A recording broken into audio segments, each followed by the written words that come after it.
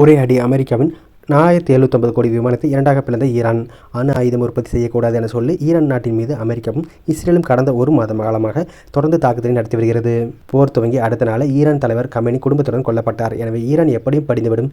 அமெரிக்காவின் ஆதரவு அதிபரை ஈரானில் அமர வைத்து அந்த நாட்டை தனது கட்டுப்பாட்டுக்குள் கொண்டு வந்து அந்த நாட்டில் உள்ள எண்ணெய் வளங்களை அள்ளிவிடலாம் என்று டொனால்ட் ட்ரம்ப் கணக்கு போட்டார். ஆனால் ஈரான் திருப்பி தாக்க துவங்கியுள்ளது.